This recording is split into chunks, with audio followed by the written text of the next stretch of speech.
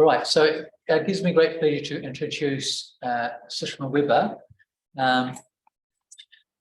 Sushma has been a member of the Theosophical Society since 1986, where she joined the Bangalore Lodge in India, and she moved to New Zealand in 2008.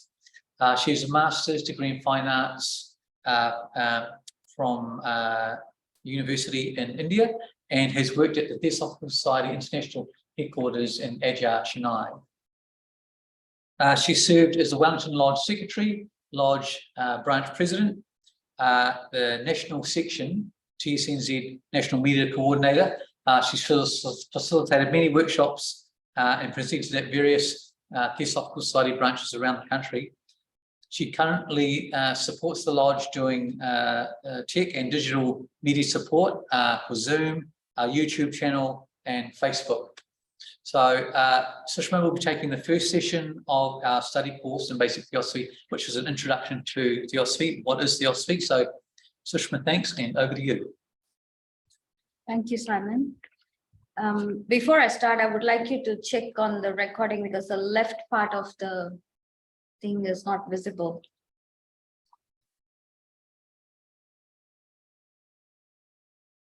Not here, but over there, left. The words are getting cut off. Can you see the words? Yeah. On the screen? Okay. Sorry, that was the testing part, everyone.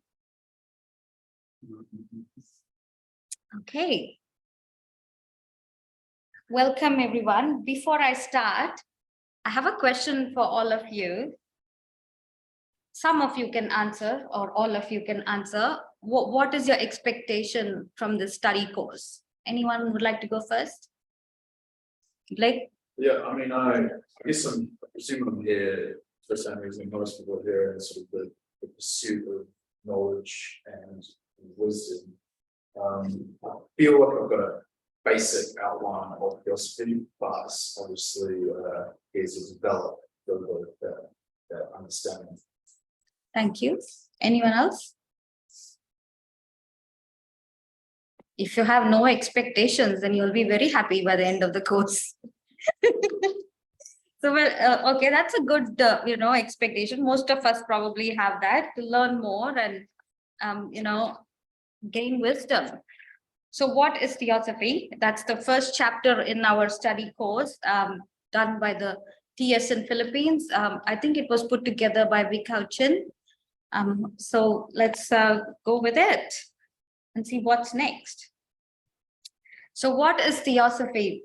Who comes to Theosophy are those people who want to answers for the big questions. Who am I? Why is the world the way it is? What am I doing here? How many of you have found the answers to this or have pondered the questions? So many of us have, if not all of us, we wouldn't be sitting here, we'd be in a rugby match or something. So why spend the Tuesday evening thinking about who am I and what am I doing here, unless you haven't pondered this for ages? So this is what Theosophy presents before people. So we'll see how. So the next one is, there are three approaches. There are three main approaches because human beings have these kind of temperaments: science, religion, and philosophy. So ask yourself, which is your temperament? And the purpose of the Theosophical Society is not to be stuck in one temperament or one way of looking at truth, but to explore all ways. So if there are religious people, you might be good, it would be good for you to find out the scientific way of thinking. If you're totally scientific, try out the religious way and the philosophical way and all the other combinations you can come up with.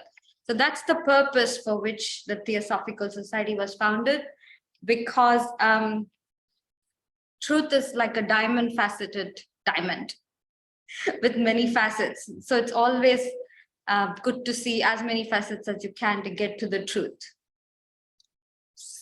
So yes, Blake, already? I was just going to say on that, I've heard it described as a grand synthesis of truths that kind of underline or are the basis of all religion, philosophy, and science. Yep. One thing to say, an overarching wisdom tradition. Yes. Thank you. It is a synthesis. The thing that has been put under the name of Theosophy in modern times has been a synthesis of science, religion, and philosophy. So the Theosophy and the Theosophical Society, they are two separate things. They are not the same. And why is that? Because Theosophy is a way of answering the big questions of life by trying to reconcile the varied approaches of science, philosophy, and religion without limiting itself to any of their particular ways or assumptions. So the main thing is not to get stuck. The moment you get stuck, you're not being theosophical. So that's what is Theosophy. And the Theosophical Society exists to let people know Theosophy exists. And that's why it was founded. And there are many reasons the society was founded. So we'll go through that in this presentation. So Theosophy is ever new and also old, ancient. And how is that? As Simon mentioned, it is made up of two Greek words, theos and sophia, means divine plus wisdom. So many of us we have spent a few years on the planet. We have gained some wisdom. We have worldly wisdom. We have financial wisdom. We have all kinds of wisdom, but this is divine wisdom. We all have it, but has it unfolded in us? That's the question we have to ask, because this requires an unfolding. You cannot gain this by accumulating. So it is divine wisdom that dwells potentially and universally in the human spirit, unfolding gradually through the process of evolution. I found this beautiful picture of evolution, though this is not what Theosophy says. We didn't come from the apes. So if you study some of the theosophical literature, there is a whole system that has been put before us of evolution. And we don't talk only about the physical body's evolution, but also the spiritual self evolution. So that is a totally different area of study. However, since this is a basic Theosophy study course, we are only going to be able to introduce all these topics. So it is for each of us to explore more. And anytime you need any books on any subjects, you can go and ask Sylvia, who is our librarian, and she'll be able to help you out. And Theosophy, oh, you might wonder why and how. Where else can you find Theosophy? Is it only in the Theosophical Society? Not at all. If it's ancient, then we are not that ancient. We're still young.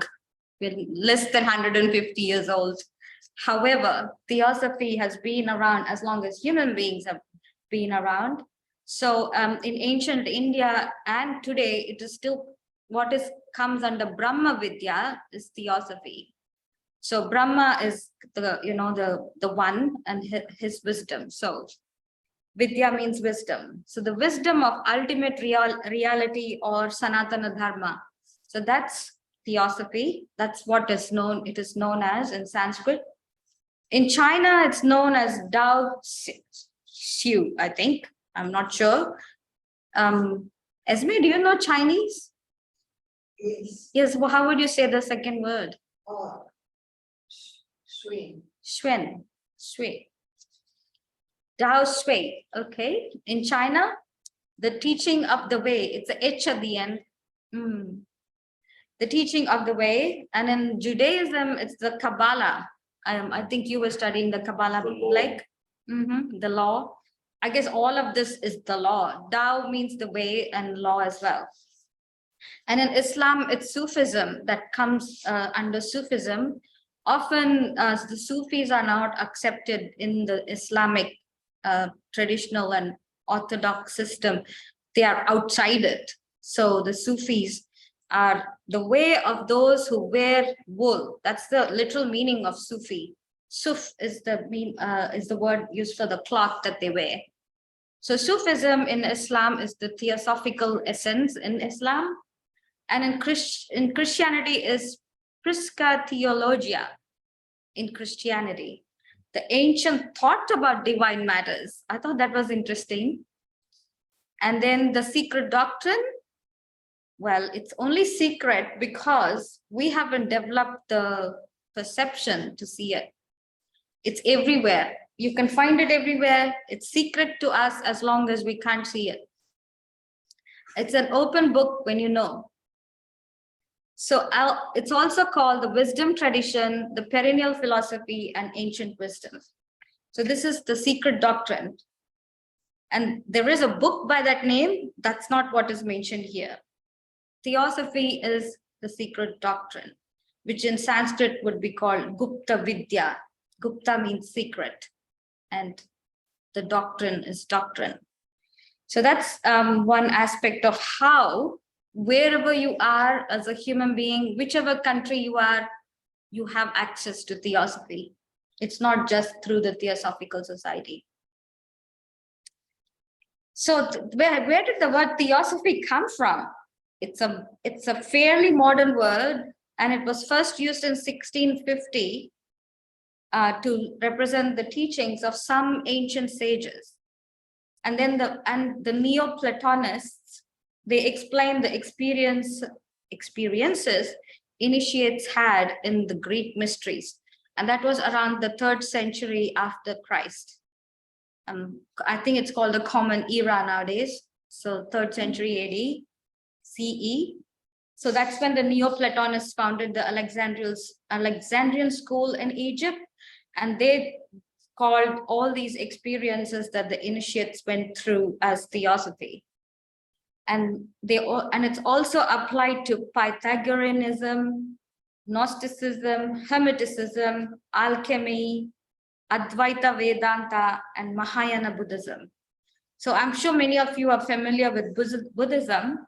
The Mahayana part is the theosophical part of it. There is the Hinayana, which is the earlier form of Buddhism. Mahayana is the next one, and then the Theravada or the Vajrayana, which is more the Tibetan tradition. So they all have Theosophy in them, but mostly Mahayana Buddhism is considered, having the word Theosophy applied to it. I did find this in Wikipedia with Pythagoras' painting. I thought I'll share that with you. By the way, I have a master's in fine arts and art history, so I tried to bring a bit of it in.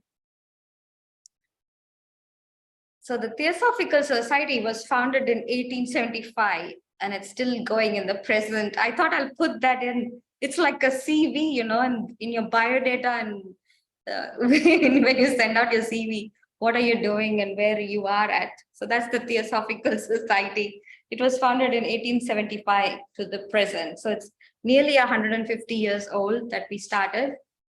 By Blavatsky, H.P. Blavatsky and Henry Steele Olcott. They were the main founders. However, when the society was founded, there were 17 people who signed the first document and charter and constitution and things like that. Yes? Is the current president last name Olcott? Is that relation? No, the current president is Tim Boyd. Oh, I think you mentioned an Olcott name. Yes, No, that is Henry Steele Olcott. he's the founding president in 1875. Oh, right. No, I thought you mentioned it in modern time. Yeah, so. No, that it's modern for us, 1875. He's not alive, of course, but he was the founder president.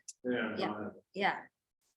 So, so the three objects are, well, the objects also underwent a few changes over the years. The first original program of the Theosophical Society had different sounding objects, but this one was done more than 100 years ago, and they have changed it recently. The changed version is behind me on that poster. That's the New Zealand. And only for the New Zealand section. It's not changed all over the world. So I have used the international one here for my presentation.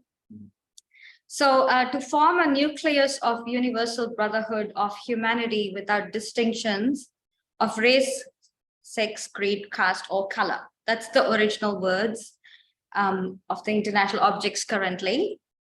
And to encourage the comparative study of religion, philosophy, and science, And the third one is to investigate the unexplained laws of nature and the powers latent in a human being. Now, these are ways to understand Theosophy. The very first thing is to recognize that we are all one. So, and we can't expect the whole of humanity to come to that understanding. So we start off with a nucleus. Are there a group of people who are open to consider that we might all be one? So that's the purpose of forming a nucleus. And let's not underestimate the power of the nucleus. Every atom has a nucleus, and without it, there's no atom. And that's the one that keeps everything together. So the work of the Theosophical Society, it might not look like a rugby match. We may not get 10,000 people in a stadium. However, if you are a baker, you know that if you want to raise the bread, you need to add a bit of something called leaven. I'm not sure, I haven't baked. What is it? Yeast? Yes, we are the yeast. Theosophy is the yeast for humanity. So that's what you should look at the Theosophy and the Theosophical Society. We are baking bread and we are the yeast. We don't have to be the flour in the bread. So that's how the work of the Theosophical Society has to be looked at. And the only thing we are asked to do is to form a nucleus of a universal brotherhood. And how would we do it? To better understand one another is to study religion, philosophy, and science, and to investigate the unexplained laws. I mean, it's very well to study a comparative study of all these things and pat ourselves on our back and say, hey, I read all these books. Blake comes into the library and says, I'm going to read all these books. However, will that help you investigate the unexplained laws of nature and the powers latent in yourself? Isn't it? Doing about spiritual knowledge beyond beyond books. Yeah, absolutely. That we have also discussed that about intuition in the past, right? So that's the thing, to investigate unexplained laws. One of the powers in a human being is intuition. So how well have we done to focus on developing our intuition? So in fact, for today's presentation, I encourage you to listen to it and ponder on what's put before you with your intuition. I know Pam's a more intuitive type. June is as well, and Bill and Sylvia and a few others, and Esme as well. Or I can tell all your names. All of you are here because you are interested in developing your intuition. Otherwise, you can get this information anywhere. Nowadays, it's even more easy. When the society started, they had only 4 or 5 books they could study. The whole society had only 4 or 5 books that they were studying. One was the occult world, the other one was esoteric Buddhism, and a couple of others. So we are really lucky to have a whole library and the whole internet.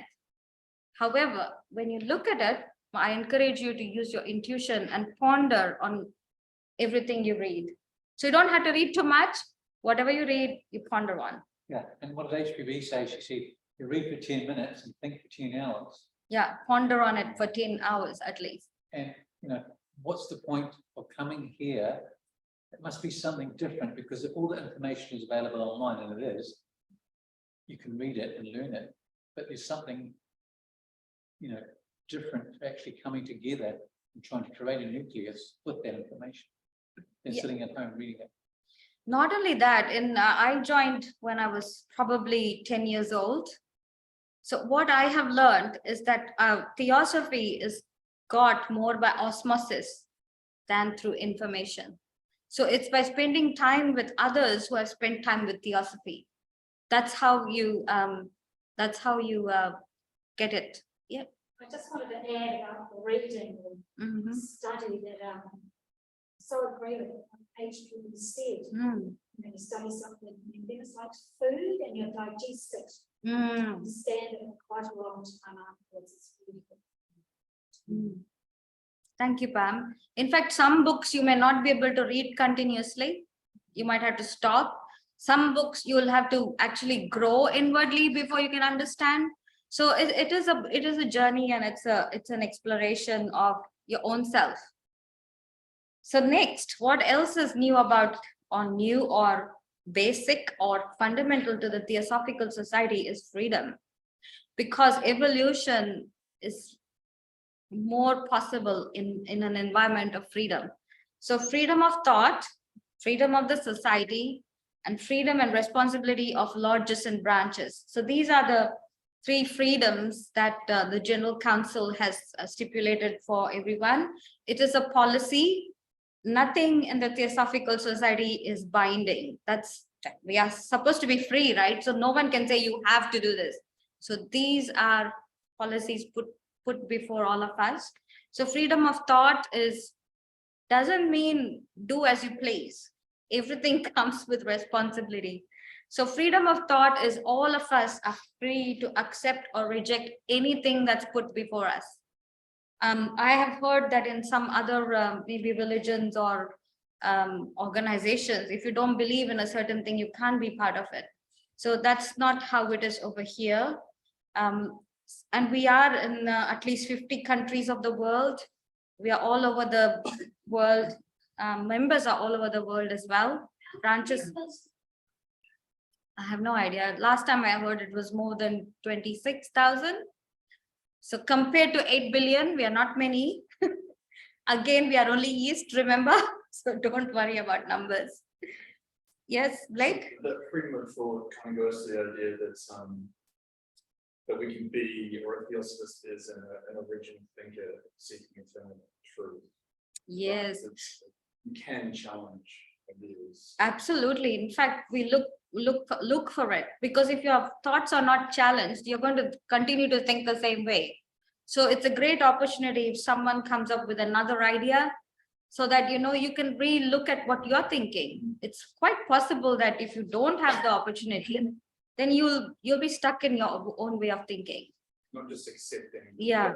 Scripture. To always question whatever is put before you. Even the Buddha said, be a lamp unto yourself. That means he said, question even what I am saying. So, and he was enlightened. I mean, he could have said, I'm enlightened. You guys better listen to me. I know what I'm talking about. But he also said, be a lamp unto yourself. So that's what is the basic of the Theosophical Society and Theosophy itself. Because I think I listened to a talk by Joy Mills, and she said that the THE in Theosophy means to grow. So our understanding of Theosophy grows with us. As we evolve, our understanding will grow. So I cannot say what I understood at the age of 20 is what I understand today. And it's the same for all of you who are here, who June joined maybe 50 years or more ago, isn't it, June? So I'm sure your way of thinking has changed, isn't it? Yes. So how you look at things have changed. So how can we put it in concrete terms that this is Theosophy if even our own understanding is changing? So that's freedom of thought. So we encourage the freedom of thought. Freedom of the society. Now, because I put a picture of the banyan tree. This is a banyan tree in the international headquarters. It's more than 400 years old. And it used to have a mother trunk. And it has spread for 1 acre. So it's humongous. So the mother tree it grows up and the branches, and it puts down the roots, and each of those roots becomes a tree. So the same thing has happened with the Theosophical Society. You can consider it as the mother trunk, and many movements have been started because of its presence and what it brought to the world. So to retain the freedom of the society, we have this policy so that we don't get confused with the other movements. So that's the second policy. And the third one is, even though we have these 2 freedoms of the first 2 types, we still have a responsibility as the Theosophical Society through our branches to present Theosophy. Otherwise, where else are you going to get Theosophy? I can't go to a Buddhist temple and expect them to talk about Theosophy. But if you go to a Buddhist temple, if I go, I would like to hear what's Buddhism.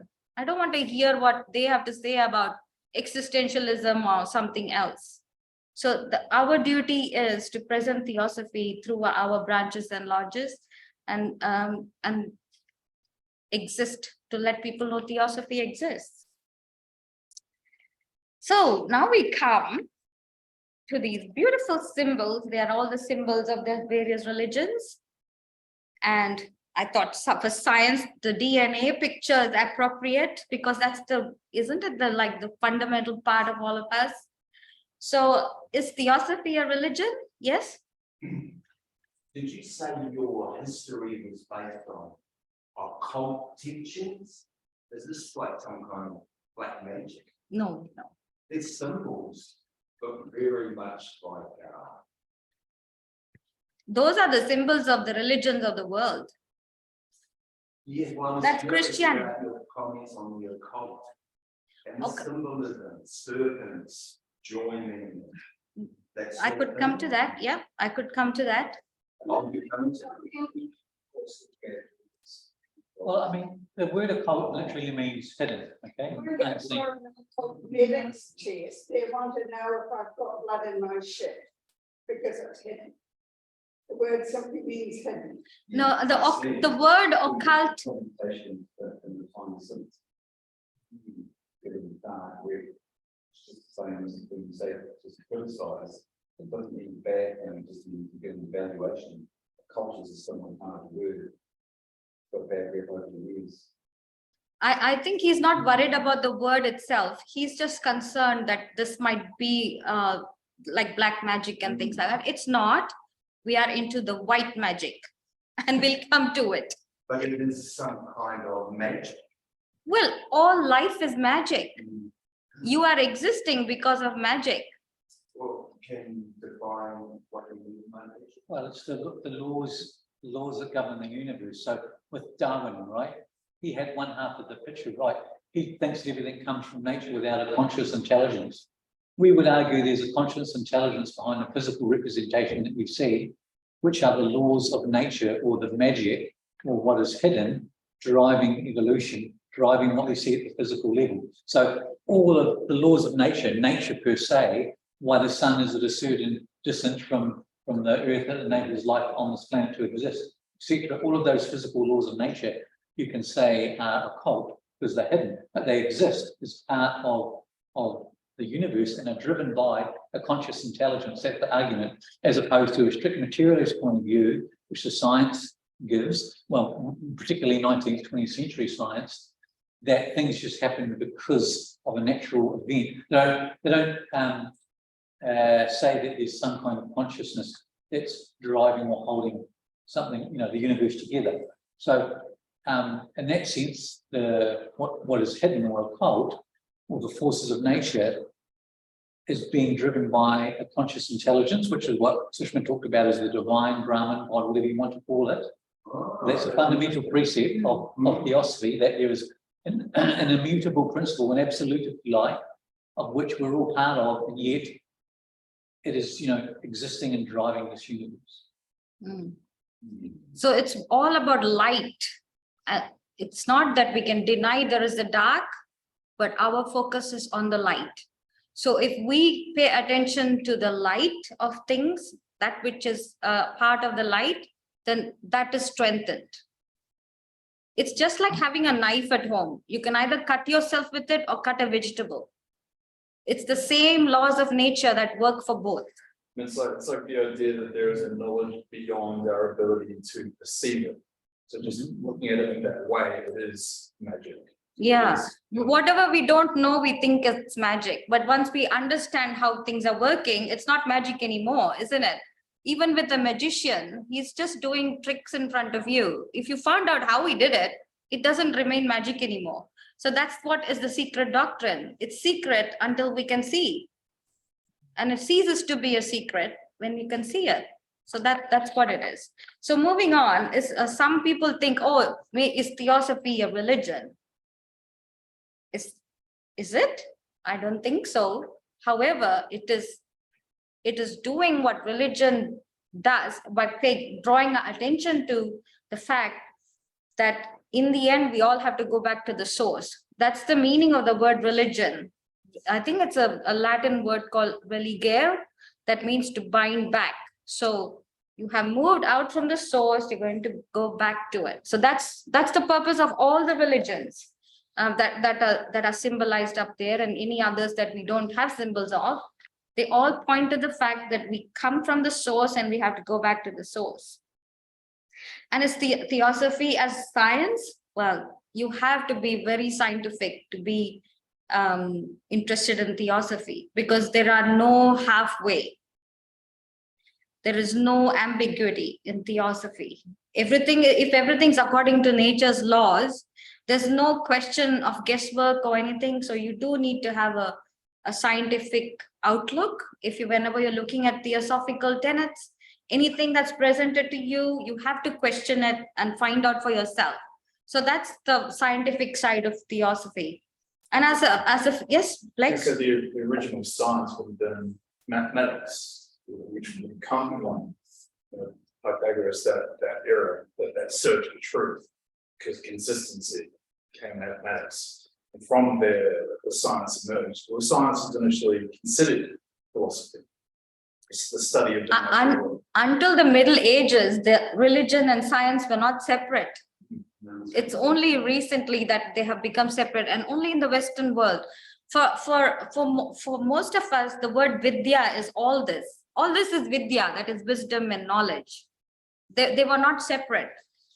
So like what Blake is saying, it's fundamental of everything, isn't it? Whether it's maths, whether you look at the word through mathematics or something else. In the end, we get to the fundamental of things. And philosophy, if Theosophy is a philosophy, well, it does have some explanation. And what it does is it has explanation for those things that religion and science don't discuss. So that's an interesting side of Theosophy. Wisdom. Yeah, so the wisdom side and other things. And it has an explanation for things that these two guys don't worry about. Yeah, so you can think about, we have a term called a theosophical worldview or a theosophical framework.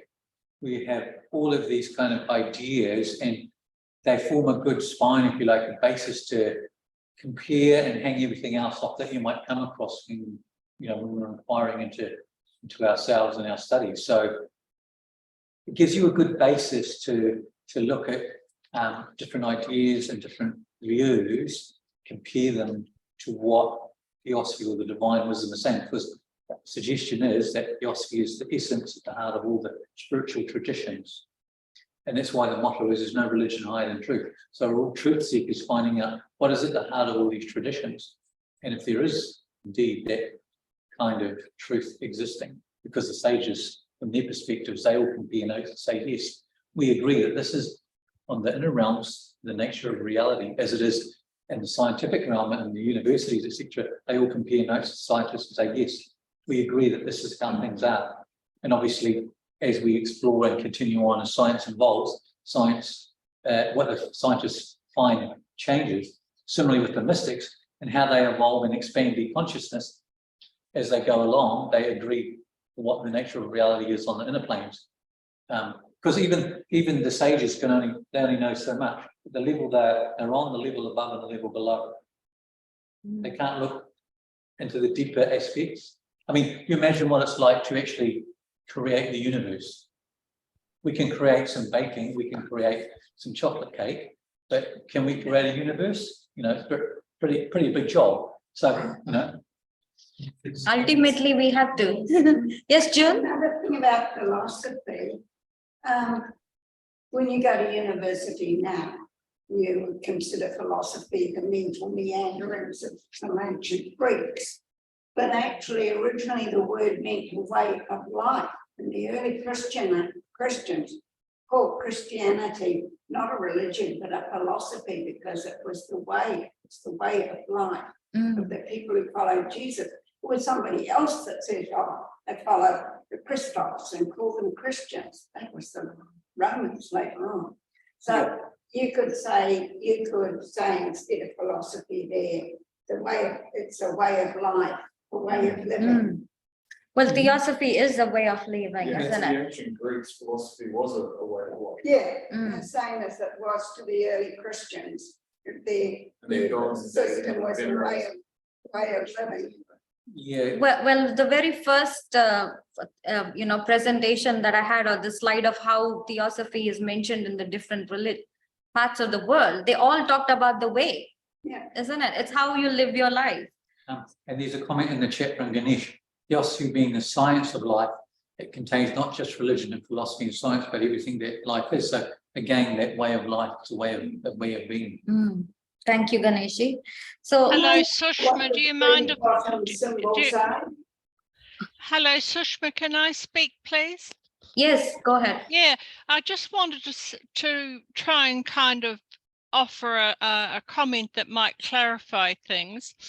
If we accept that there is one only universal energy which links all of us, all living things, it's a creative energy, and we can see ourselves as co-creators when we exist within that energy.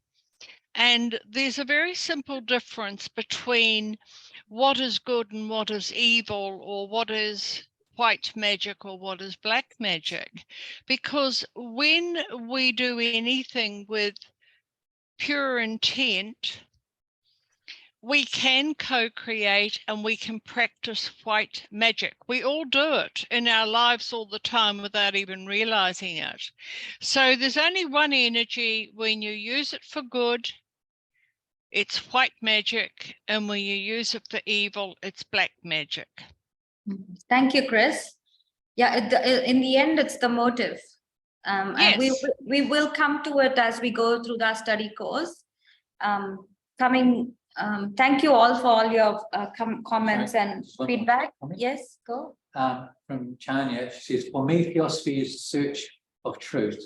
I love that principle. It speaks to me. I've studied philosophy. There are many with great sight and many with great concepts and many with both gifts. But I must say I found philosophy generational. There is very little sight into the future that I have come across anyway. So it's about that study of truth and awareness. So thanks. Thank you, Tanya. June, you wanted to say something? I just wondered what the three bottom symbols, which religions they represented. Well, I don't know the one that looks like the star, but the one on the left is the Sikh religion, and then the one on the right is Jainism. The hand, that's the Jainism. Shintoism spelled that. Is that Shintoism? Probably, or it could be the. Is the third one on the top Islam? Yes, that one's Islam, the one with the moon and the star. And I think the one in the. It's Venus. So what's the third one on the top line? Is that Hinduism? You do a whole class. Don't worry about it. I just got it on the internet. It is, I think, on royalty-free photos. Sorry, I'm having all these formatting tools coming up. So, okay, we have to go with whatever is happening in the world. Yes. What is the source of energy that one Christian is talking about? How it seems to be drawn from? We'll come to that. Oh. Yeah. You have asked the great question, the big question. So you have to wait. Oh, I see. Yeah, so it's coming. It's coming up, and we are limited by technology because it's stuck. So we come to oh, here we are. But I'm not sure why this formatting thing is there. So anyway, the next slide is about universal brotherhood. And that's where we come to your question. Sorry, I didn't catch your name. Adam. Hello, Adam. So Adam's question was, what is the source that we are all talking about? So this is, when you talk about universal brotherhood, just to let you know that the word brotherhood is not sexist. Let us not divide the word. We are talking about unity. So the essence of brotherhood is to know that we are all one. So the Theosophical Society imposes no dogma, but points towards the source of unity beyond all differences. So coming to the question of what is the source, This is what the theosophical or the secret doctrine postulates, that there is an ultimate reality which cannot be, right, I think I'll tell you what it says. It is a unified whole, it's absolute, impersonal, unknowable, and indescribable. So if I can tell you what it is, it's not that. So, so it is mind-boggling because it's beyond the mind. We can't understand it with our general way of understanding things. So it is the ultimate source of everything. Everything is in it and everything is of it. And yeah. I like the idea that the microcosm and the macrocosm. Yeah. The idea that the same forces and energies that guide the luminaries and stars is also present within us. Yes, absolutely. So it's the absolute reality that we are all in. It's not in us, we are in it. So that's why they say some butterfly flaps his wing somewhere, some star is also touched by it. So you know, that's how unified we are. We may not realize it. Yes, Craig.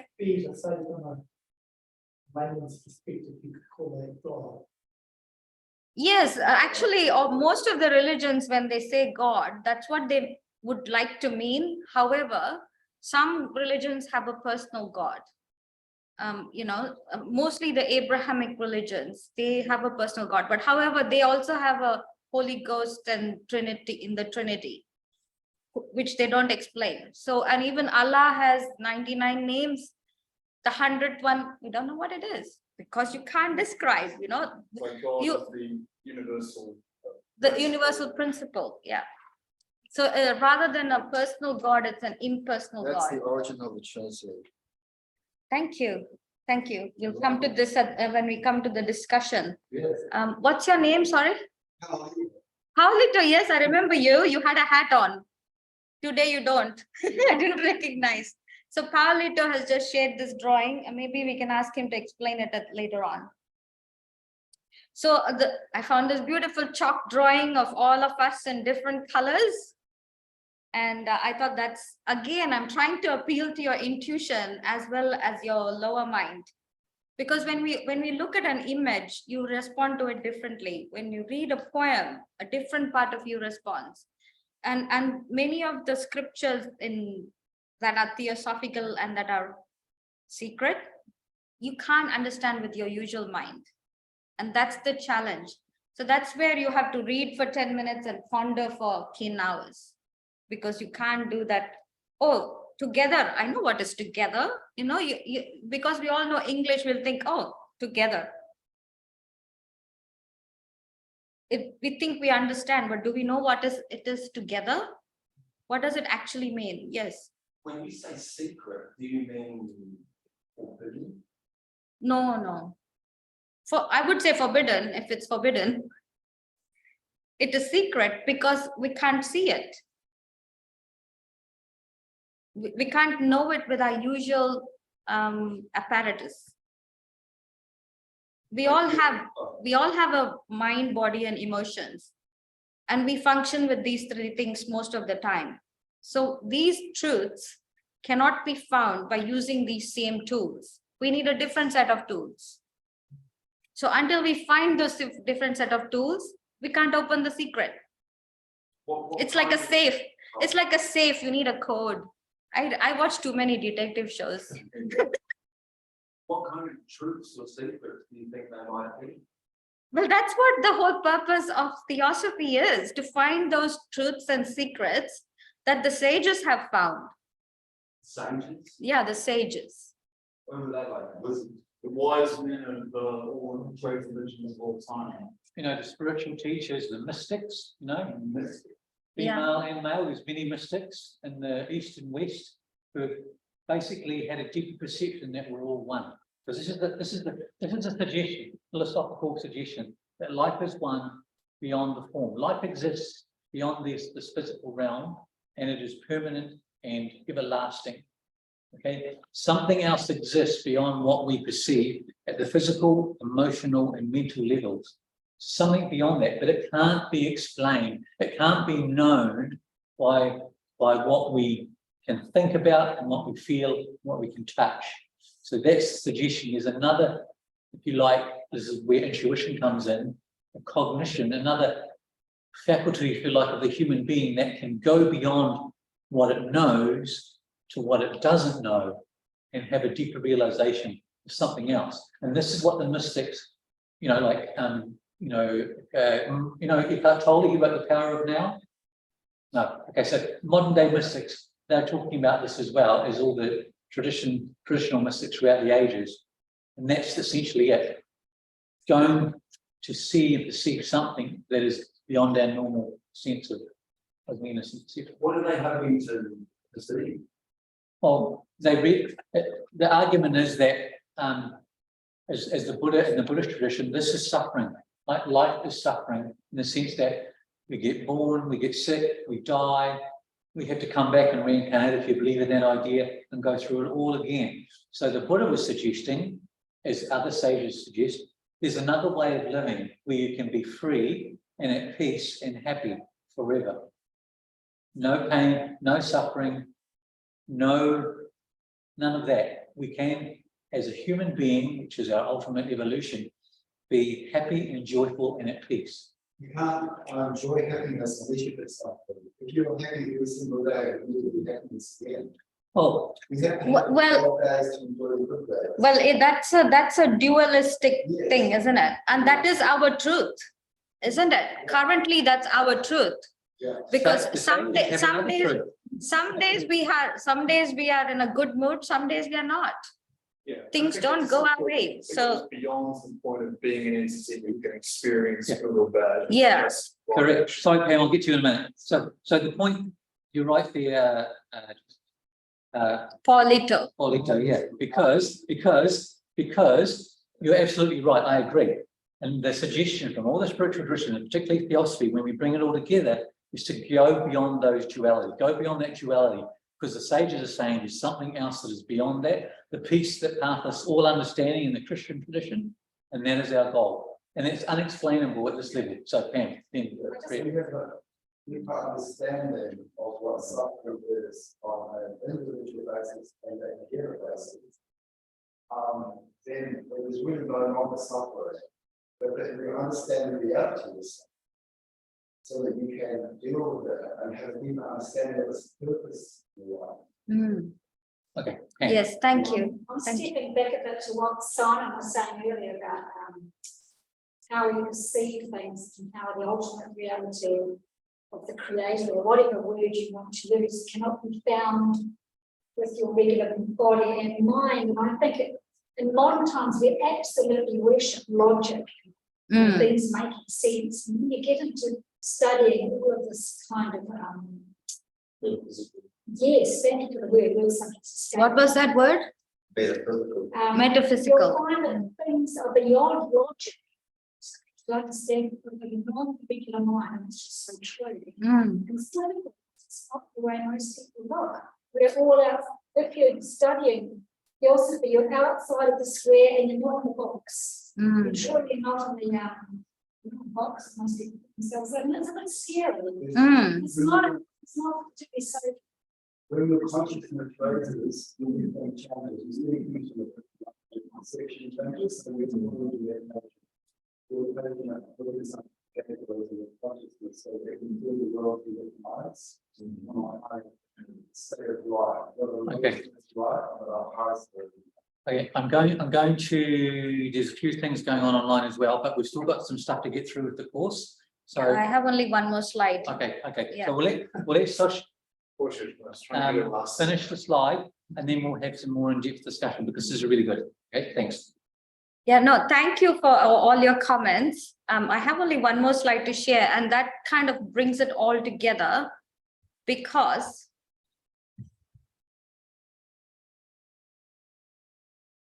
if the lords of the computer cooperate with me, there's the slide. So this is the spiritual path and the purpose of the Theosophical Society. Like I said, during the Middle Ages, a lot of things were lost. The knowledge in Europe, always remember, there is a whole world. But when you talk about the dark ages in the Middle Ages, it happened only in Europe. We were thriving in India and China and other places. So, yeah, and evolution was happening everywhere. And in Europe too. It's just called the Dark Ages because many of this type of knowledge had to go underground because of the Crusades and things like that. So thanks to Bill, who gave me this drawing about the evolutionary path. So all of us, if you look at it, the early lives, the progress is very slow because as humans, we've just become human and we are learning to use our physical body, emotional body, and mental bodies. So that's a very long time, you know.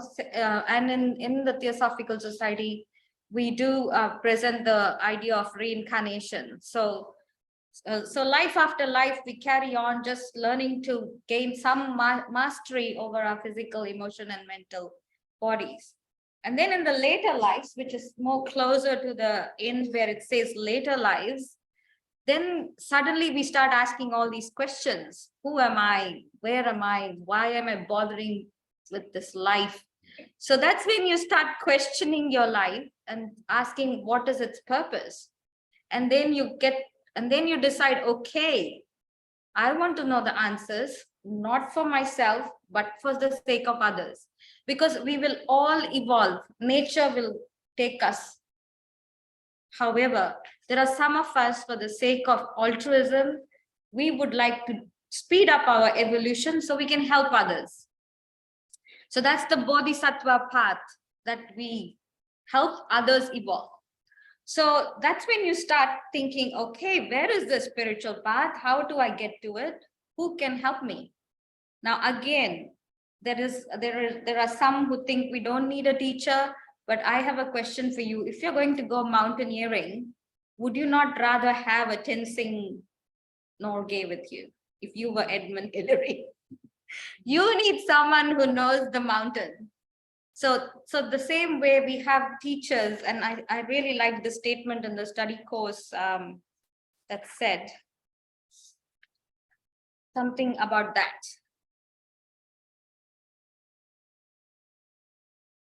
It says it is possible as a result of individual effort in this life for human beings to come by intuitive knowledge or mystical experience to a full awareness of their non-separateness from the ultimate reality.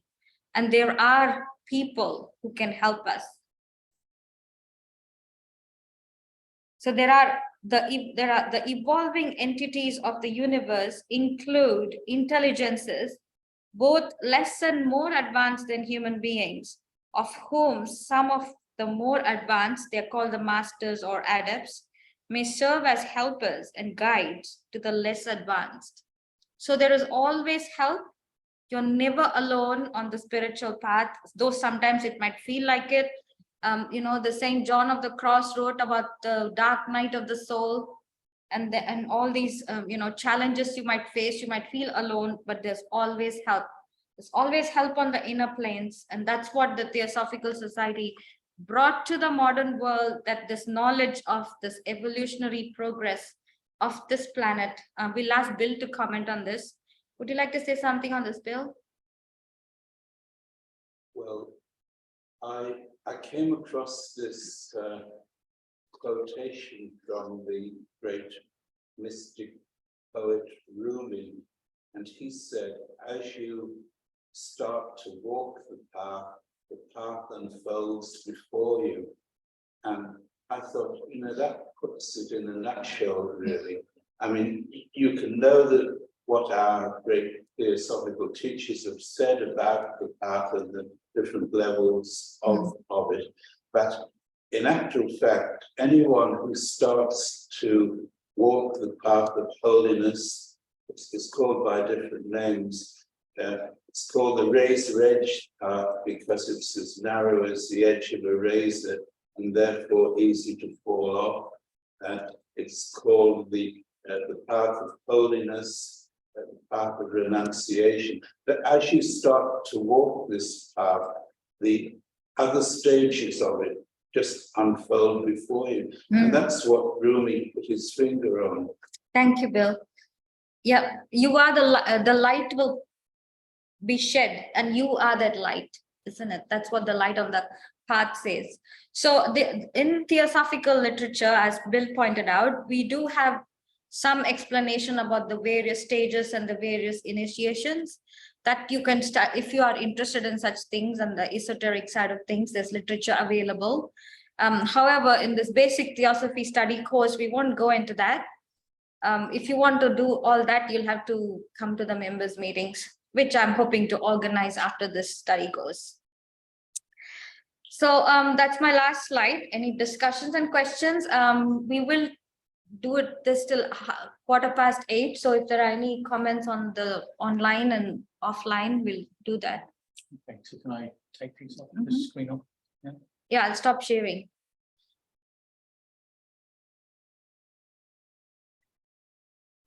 Yes, like, yeah. I was just interested to know just learning a bit more about HPB and one of the founding members and her original source of knowledge. Do we know much about that? Because from my understanding, she had a grandfather, and her family was part of the nobility in Russia, modern day Ukraine, and she happened upon a library or a great collection of texts. I don't know if you could expand on that if you know any more. Or, because it seems like in her time, accessibility was limited to someone's status and stature. And like you said before, this information is everywhere today, but you have to have the right eyes, the right initiative to find it. Well, like I said, even if it's in front of you, it's still a secret if you can't see it. However, coming to your question about HPB and her life and how she got onto this direction. Her early days. Yeah, so her mother was a great author, right. And in Russia in those days. So I would say her introduction, and her grandmother, who was of the royal family of Russia at that time, one of the nobility, let's say, she was very well read and she had great connections. So HPB spent a lot of time in her grandparents' house where she found that library, and she read all the works over there that was of this nature. There was a collection of sort of Rosicrucian texts and Medic. Who knows what was there? So yeah, both her grandparents were quite well read and interested in these things, especially the grandmother. So her exposure was at a very young age on these subjects, and she herself could see what more normal people couldn't see. Like she would have playmates who were unseen. So she used to play with chill things of, I don't know who she played with.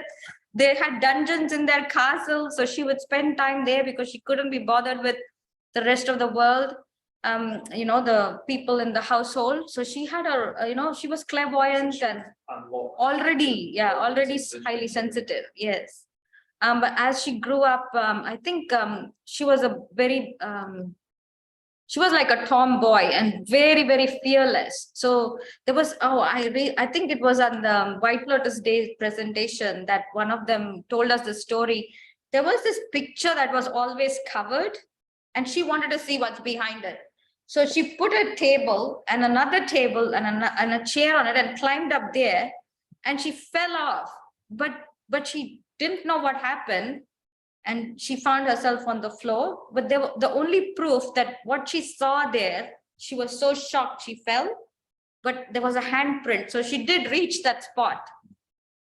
So there were all these daredevil things she did. So there was one instance where her leg got caught in a stirrup and the horse ran a very long distance. And then she felt that someone held her up off the floor or the ground for a long way. And then she saw this face of a person who saved her on the inner planes. And then when she was in London, she spotted that person in a procession. That's how she met her teacher. So that's in short how, and she was only in her early, that's how she got access. But then she was only told that she would be asked to do some piece of work. But they didn't get in touch with her for another 20 years, but she traveled all over the world looking for this type of knowledge. It's also a matter of her seeing what was there, because one of the stories is This is from the Mary Kay Bear book about her, who was nearest to contemporary that I've been able to find. The whole pack of the teenagers went off into the forest and they were hunting the death's head moths because there was a market for them. She goes to the beekeeping shaman and talks to him. The others can't see this guy's wisdom and they only tease him, but she goes and she talks to him. And she also was in an area at the north end of the Caspian Sea where there were a lot of Buddhists. And she had Buddhist teachers there at a young age. And we think that she got to Tibet at some point. She tried to go by herself and was sent back. Until the time was right, she wasn't allowed in. So yeah, so that's another thing. Her and Walcott were the first initiated Westerns into Buddhism. No, they were the ones, first white people to take the Panchashila in Right. Sri Lanka. So the Panchashila is the 5 precepts. And fast forward to the 60s, and of course it's the Beatles. Yeah. They were the first Beatles. 2 Beatles. So, yeah, so any questions from online, Simon, or comments? We've just been talking about symbols in terms of there's a question about the snake and what it meant. Yeah, so maybe we could, would you like to explain the symbol? It's a symbol for eternity. The emblem of the society was designed by H.P. Blavatsky, and she put these symbols together. It was actually her own personal seal that she has given to this, modified to this. So the serpent eating its own tail represents eternity, because there's nowhere it's going to go, right? It's going to keep eating its tail. So that's a symbol for eternity. It's a symbol for wisdom as well. Not in this context, but Well, yes, yes, as it eating its own tail is symbolizes eternity. But serpent itself is a wisdom and things like that. The Star of David, what people usually call it, if you see there is a black triangle and a light triangle. So the one that's dark represents solid matter, and the one that's white represents spirit, because we need an outline. There's an outline. So imagine a spirit triangle and a matter triangle. So when they meet, that's when humanity and this manifestation happens. The idea that spirit ascends into matter. Yes, and Spirit matters are trying to ascend. Yeah, so that's what the triangles are. They're called the interlaced triangles. And then the Om on top, of course, is the first word, the word that was made God, the word. So that's Om. And then there is that thing that is modified. It's not actually like that. If you see my poster, I put the original looking one there in a very tiny thing. Swastika. It's the swastika. However, it is a cross that is moving, because that's the symbol for manifestation. And the cross has fire, because it's moving so fast, it's igniting on the edges. So when it moves clockwise, the fire goes anti-clockwise. So it's the symbol for manifestation. Without that fire, there's no manifestation. And then that's the motto of the Theosophical Society. It's a translation from Sanskrit. It's called Satya Nasti Paro Dharmaha. And let us remember, it's actually part of a long discourse given by Bhishma in the Shanti Parva in the Mahabharata. So it is, in that context, it is religion. However, the word, it is Satya Nasti Paro Dharmaha means dharma has many other meanings as well, not just religion. However, there's nothing higher than truth. So that should be our motto. In whatever I have presented before you, ask yourself what sounds true for you. Sushma, the So- middle, comes at the egg. Yeah, Oh, and the Ankh is the symbol of the human being spirit conquering matter. in a human. Yes, Adam?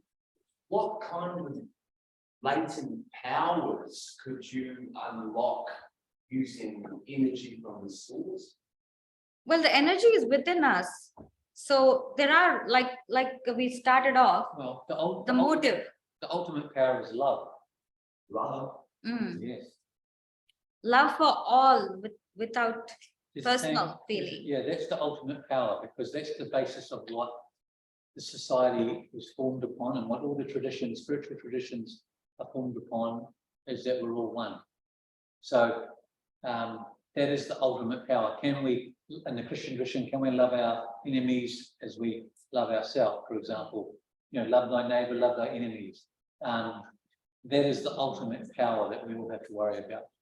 That can be unlocked through studying and applying the tradition. No, it's the teachings known as Theosophy. That's quite a love is an important term, though. I mean, like more specific power. But intuition and more psychic. Well, it's what, okay, so if you want to, basically there's the higher powers and the lower powers, okay? The higher powers is what I talked about: love, compassion, caring for others, putting yourself aside, altruism. The lower powers are being able to materialize, levitate, all of that. And Theosophy teaches that all of that is irrelevant. Love is You the can main actually thing. learn how to do those things. Not here, no. Not here, but yes, you can. You can. Yeah. Through ultimately as part of one's evolution, because HPB had those powers. The co-founder, HPB have actually had those powers, which Sushma talked about. She did. How do you know? Because she Demonstrated it. She demonstrated it. Yeah. Is that right? Yeah. in the She, early if days, it was if being she demonstrated. wanted, she could move this table and let it fly off the ground and things like that. And is However, let's not go into all that. Like Simon said, those are the lower siddhis, which we are not interested in because they are a distraction. You'll forget about the ultimate if you get all those things happening.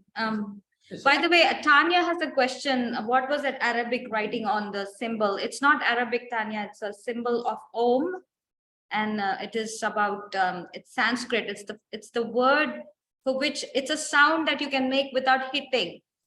So it's the very first symbol or word called Om.